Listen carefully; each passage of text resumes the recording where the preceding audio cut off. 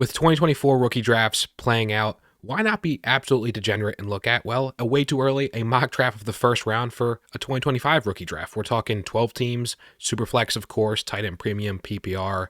We're talking your standard start 10, give or take league. We're talking about a draft class that is definitely different in terms of profiles compared to this 2024 draft class. Overall, though, I think there's still going to be some value, just not maybe as talented at the top, not strong overall compared to the 2024 draft class. I know, look, people love to say, oh, just punt to the next year. Oh, the next year is better than the previous year. I don't think that's going to be the case here. Rocking no face game for this video for the first time. Hey, if you want to see me with my beautiful face, go and watch one of the 75 other videos I've made for reference. But today, nonetheless, rocking a little bit of a different setup here. At the 101 in this, we're talking about Carson Beck. Carson Beck goes in what I believe the top 10 of the NFL draft. I think firmly he's almost in a tier of his own. I think separated, had a really strong 2023. Obviously, Georgia's a juggernaut, perennial team. He's got a real big opportunity to show some things without a Brock Bowers, without a Ladd McConkey. Really excited to see what Carson Beck has in store. Not quite to the level of Caleb Williams, Drake May. Really guys that had separated this time last year heading into their third seasons. Not quite there yet with Carson Beck, but he's projecting, if there is a guy, I think it is Carson Beck to be number one overall pick, possibly in 2025. At the 102 and 103 here, we're basically going into a mini receiver tier, not too dissimilar in terms of profiles to, well, Marvin Harrison Jr. and Malik Neighbors of this year. Kind of light version, so to speak, but we're talking Luther Burden, 5'11", 208, out of Missouri, had an incredible year too. Really burst onto the scene after he still put up numbers as a true freshman. So some nice, I know for breakout metrics, going to be really good for him. A guy that really can line up all over the field and be utilized in a multitude of ways. And I think this is the type of profile, the explosive player, the explosive skill set that you absolutely covet. The Marvin Harrison Jr. physical archetype, let me make that clear. I'm not saying he's Marv. It's Tet McMillan here. Tetairoa McMillan, he and Noah Fafita, he's one of my NFL draft crushes for 2025. Although Noah Fafita, it's really going to be, I think, somewhat contingent to a degree on what somebody who isn't even connected to him does at the NFL level. And Bryce Young has a little bit of a tangent here. The size is the big concern, but Tetairoa McMillan, does he make Noah Fafita to a degree? Talented receiver, 6'5", 210 is what he's listed at. Maybe not quite as big as that. Obviously, you're seeing these highlight reels go around on all over social media. Tet McMillan is a freak of nature. 1,400 yards, 10 touchdowns as a sophomore. Still had over 700 yards, 8 TDs as a freshman there at Arizona, formerly in the Pac-12, now moving over to the Big 12. We'll see what Arizona does. I think they're going to be a strong team, even without Jed Fish. McMillan, nice player to have here. Moving out of the top three, this is where we go back to really looking at, well, the most important position in your Superflex leagues, quarterback. It's just murky for me to really predict who is going to be potential top 10 picks, really top half of the first round locks. I'm going a little bit bold here. I've got Cam Ward. A little bit of a personal bias here with Cam Ward, having chosen him in a little bit of a fantasy league 2 years ago when he made the transfer from Incarnate Word to Washington State. He's a guy that has incredible raw tools and skills as a QB. I think his pocket movement, just the maneuverability he has, is somewhat similar to Pat Mahomes. I know that's crazy, but ultimately the decision-making, he tries to do way too much at once, tries to be the hero. And I think he's got to make better decisions. He's in Miami now. Potential Jaden Daniels-esque rise.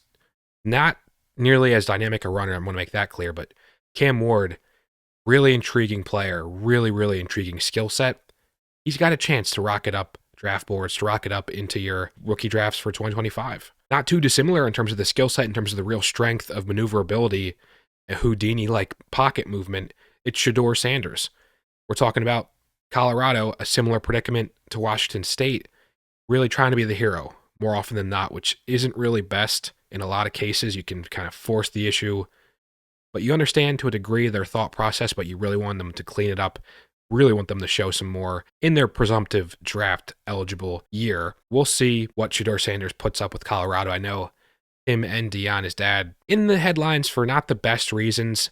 Love him or hate him, I think Shedeur Sanders is still a very talented quarterback who has a chance to be a top 10 type pick. Cam Ward has a little bit more raw tools for my liking, and Maybe a little bit of personal bias there, but Shador Sanders, I think he's really a cool prospect to potentially be a fantasy relevant player. Speaking of the quarterbacks here, this rounds out a little bit of a tier. Guys that I consider being potential first round picks at this point, but who knows what happens in 2024. But it's Jalen Milroe here. And we'll talk about, look, if anybody could potentially have an actual Jayden Daniels-esque year, I don't think quite to the degree Jayden Daniels did, because that was just special.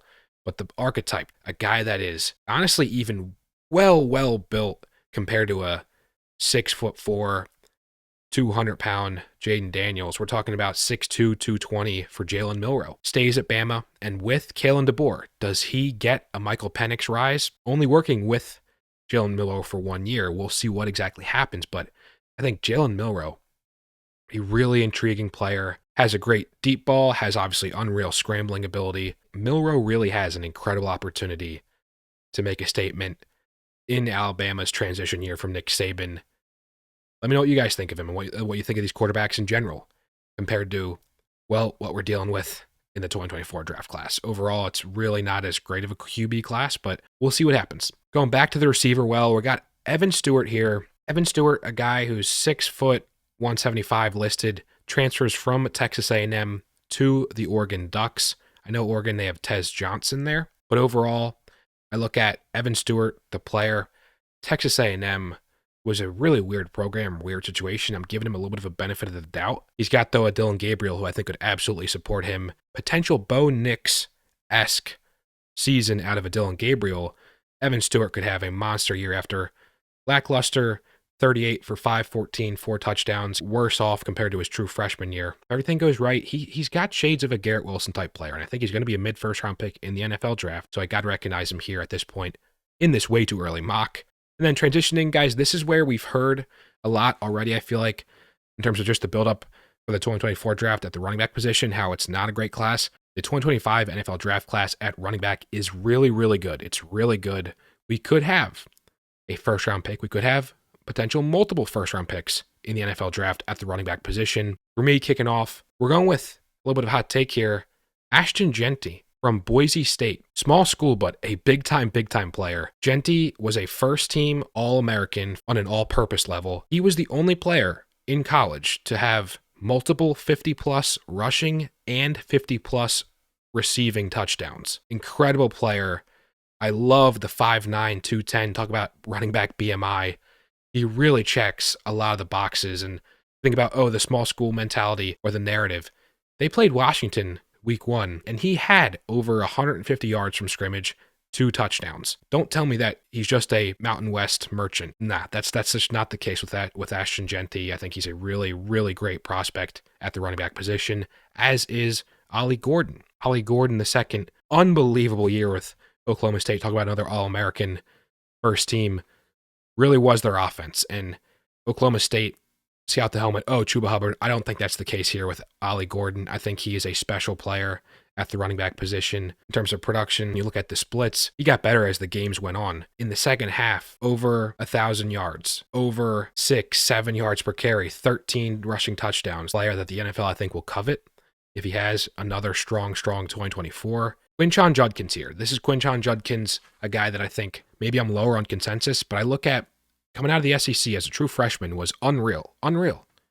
The production, a first-team All-SEC as a true freshman, so you're doing something right. But I look at how Ole Miss had the success as a team this past year, but Quinshon Judkins wasn't really a part of that. And he made a Zach Evans, a Debbie Darling, as a true freshman. He made him obsolete. And then he has a just not really efficient season nearly as he did. His best games came, frankly, against the worst teams in the SEC. Of Vandy, LSU, with how horrid, atrocious that LSU defense was. I'm just not totally as confident as I feel like everybody was and rightfully should have been after Quinshon Judkins' first year. So we'll see. I think important to note with him, I don't quite see maybe as much receiving upside. Transferring to Ohio State, though, with Travion Henderson, who exactly is the featured back? I think Travion Henderson maybe has the incumbency advantage in usage, but overall, I think they're both going to get plenty of work. We'll see how well Ohio State does as a team here. Quinshon Judkins, I think, has an opportunity, though, to go out there, have a bit of a bounce-back year, and absolutely be a first-round pick in your Dynasty rookie drafts. Like it here in the end of your first round, as I do with an Omarion Hampton. UNC running back who had really nice year two, 6 foot 220. The guy had an unbelievable mid-October through mid-November, effectively a 6-game stretch, half of the year where 197, 112, 150, 140, 170, 180, and he also got 29 catches on the year. I think he is a bruiser. I like his route to being an easy first, second down, maybe even a workhorse type player, at least in the modern NFL. We look at 60% even snap share being pretty pristine, pretty ideal. I think O'Marion Hampton could very well earn his way into that type of role. Rounding out the last pick of the first round in this way too early 2025 mock, it's Emeka Egbuka, a guy that could have obviously declared in 2024. We maybe had hoped or would have liked to see it, just add some more depth to this draft class, but I think after a really lackluster third year, prediction being he comes back with a really strong 2024. Got Chip Kelly there as the new offensive coordinator. We'll see how he gets that offense humming. Will Howard there as well. Really intrigued to see how Ohio State does. That's a theme with a lot of these players. Emeka Egbuka, I think he really could be a difference maker, a potential first-round pick in the NFL after having a hopefully resounding response to lackluster 2023. Overall, it's a solid group of 12. It's a solid group of 12 here. Let me know what you guys think of this first round way too early mock. A host of running backs, some quarterbacks, although the quarterbacks, especially after Carson Beck, are somewhat tentatively. We'll see what exactly happens. There's certainly going to be bound to be risers, guys that have incredible seasons that cement themselves as potential first half of the first round top 10 type picks. We'll see just how many do that. I will see you guys soon. Have a great rest of your weekend. Peace.